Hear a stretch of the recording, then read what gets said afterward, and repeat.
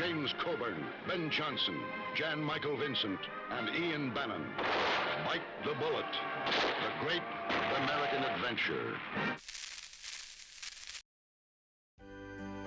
Interesting facts about famous people.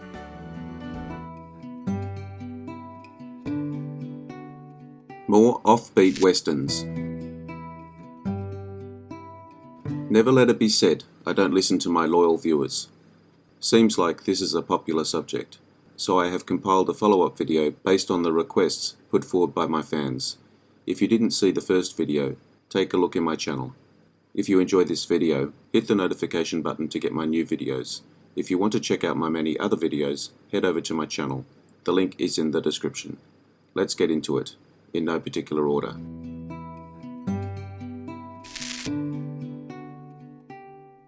Valdez is coming. A Mexican-American sheriff, Burt Lancaster, must resort to violence against a powerful rancher, Frank Tanner, played by John Cypher, in order to get compensation for the pregnant Indian widow of a wrongly killed black man. In this movie, Valdez appears as a part-time shotgun rider on the Hatch and Hodges stagecoach. Elmore Leonard, who wrote the novel that this movie is based on, used the same stagecoach service in other of his novels, like Hombre and Last Stand at Sabre River. Final film of Frank Silvera. Se encuentra bien. Puede levantarse.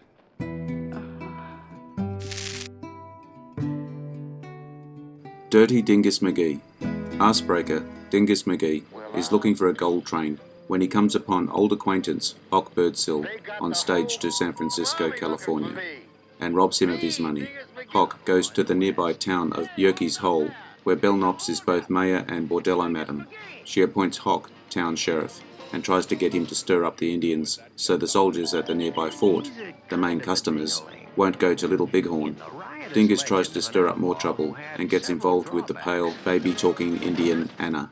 The film is a send-up of the oft-repeated phrase, the Code of the West, and exaggerates it, and for what it stands, into the ridiculousness that it is.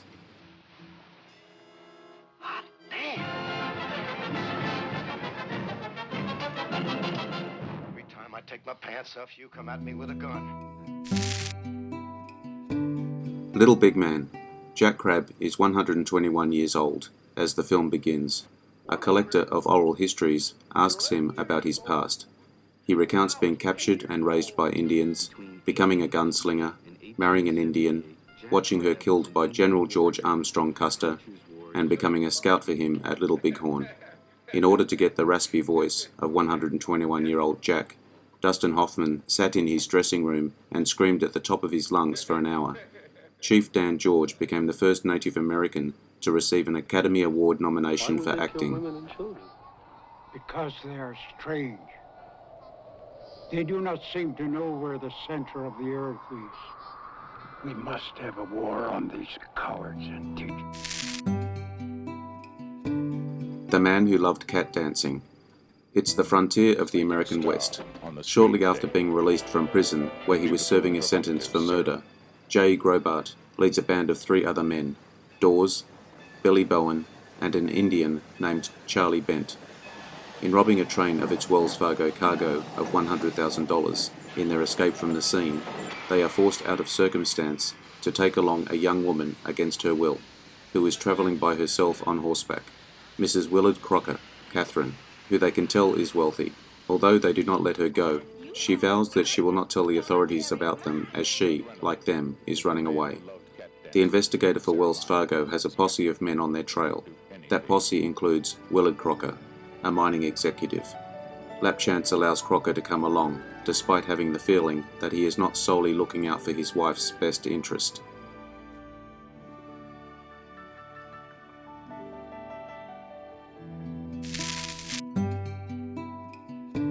Purgatory. An outlaw band rides into a town that is actually Purgatory, between heaven and hell. All of the Purgatory residents' assumed names are nature-based: Forest, Glen, Ivy, Rose, Woods, Lamb. In this TV film, Randy Quaid plays Doc Holliday, a role previously played by his younger brother Dennis Quaid in Wyatt Earp, 1994. Final film of R.G. Armstrong.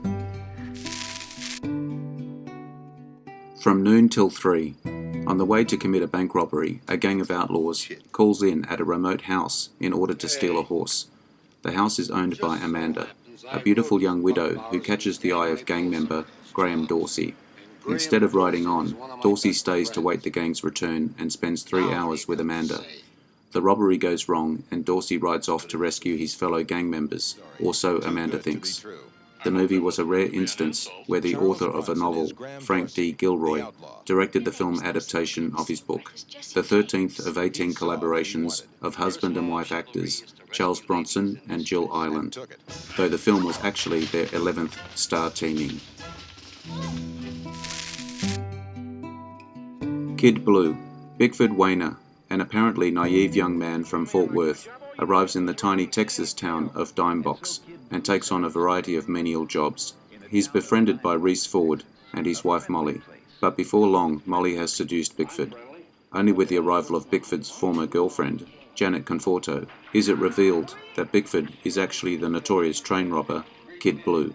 Humiliated by a scandal arising from his affair with his friend's wife, Bickford gives up on going straight and plots a crime.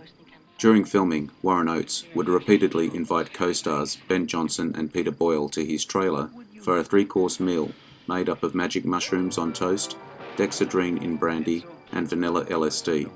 Dennis Hopper was widely felt to be too old for his character. He was actually 35 in real life.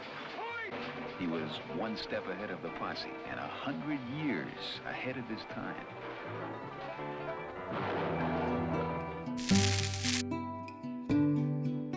The Spikes Gang.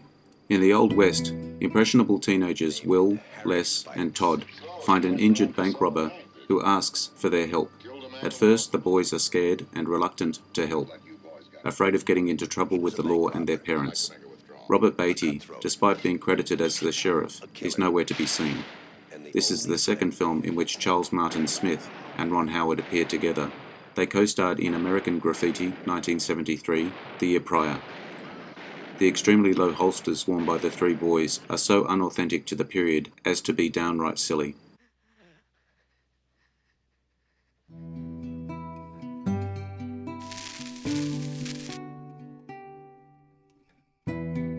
Lonely Are the Brave, 1962.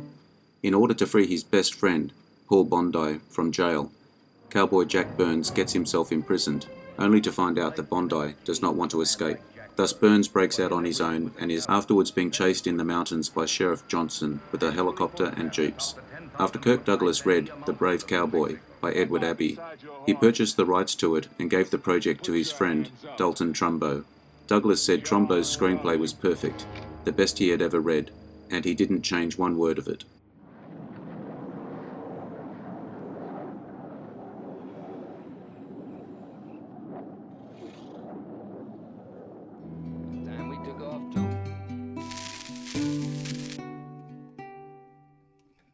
Goin South, 1978.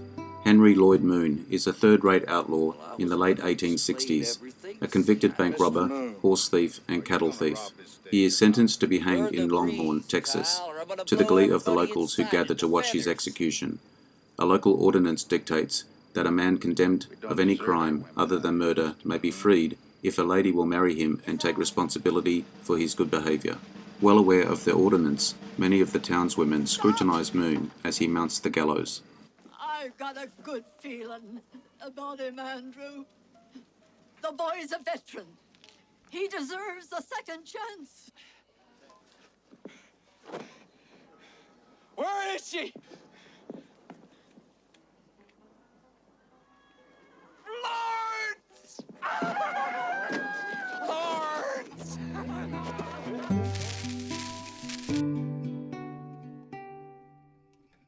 Two Mules for Sister Sarah, 1970. Just after the American Civil War, a former soldier named Hogan, Clint Eastwood, rides up on a naked woman about to be raped by bandits. He kills the bandits and discovers the woman is a nun, Sister Sarah, Shirley MacLaine, who is raising money to assist Mexican revolutionaries fighting French occupying forces. When Sarah requests that Hogan take her to the Mexican camp, he agrees, as he has previously arranged to help the revolutionaries attack the French garrison in exchange for half the garrison's treasure. Want me very badly. Why don't you turn me over and ask for a reward? You know what you're talking about. It's crazy, Sarah. The hell wants to see you dressed?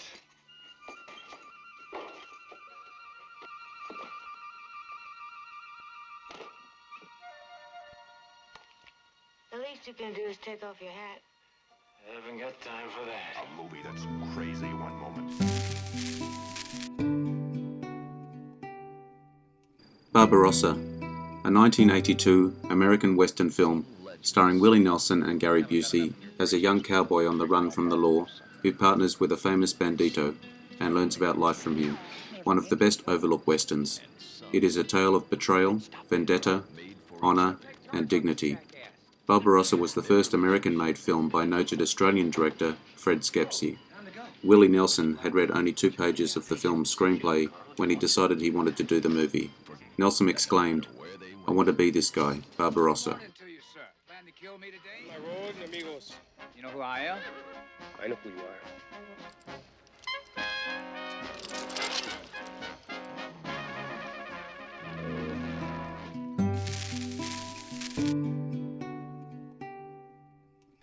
Dirty Little Billy, a 1972 American revisionist western co-written and directed by Stan Dragotti and starring Michael J. Pollard and Richard Evans, set in Coffeyville, Kansas. The film was influenced by the darker, more sinister style of spaghetti westerns and offered a unique insight into the beginnings of the notorious outlaw. It is notable for Nick Nolte's film debut, along with the background appearance of experimental filmmaker, artist, William Holt.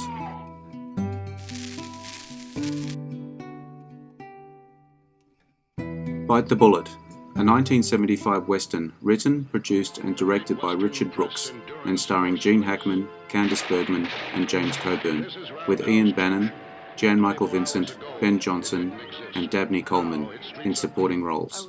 Based on actual events of the early 20th century, the story concerns a grueling 700-mile cross-country horse race in 1906, with a winner-take-all prize of $2,000, $65,100 today, and the way it affects the lives of its various participants. Hey, British! Drink to the winner. Thank you. I haven't really won the race yet, however.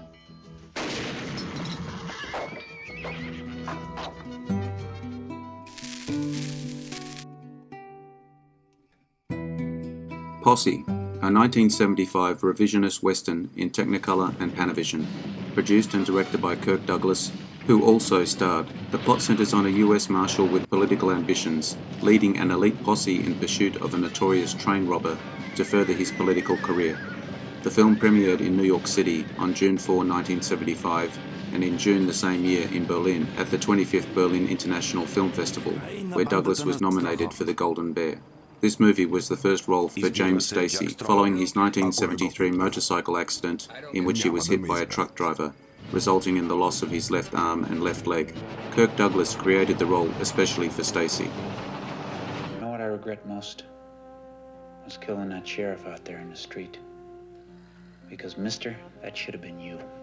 I don't usually attend hangings, but in your case, I might make an exception. Man in the Wilderness, Zachary, Richard Harris, is based on real-life mountain man Hugh Glass. One of the 2 men left behind to await Glass's death was a very young Jim Bridger. James Doohan was an 11th hour casting choice. He replaced 2 actors who dropped out. The bear attack scene was shot using a combination of real trained bear and a stuntman in a bear suit.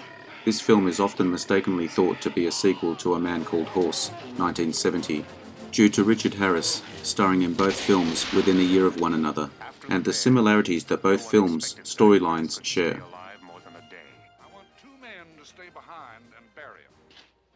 Dig his grave. Captain Henry wanted to bury him and forget him.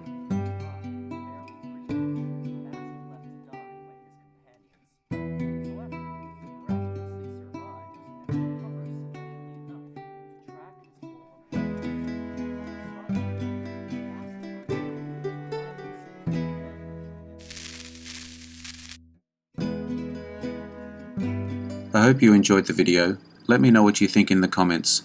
I appreciate your likes and subscribers. Hit the notification button to get my new videos. Take a look at my channel and check out my Facebook page. The links are in the description. I am Wrangler. Bye for now. See you again soon.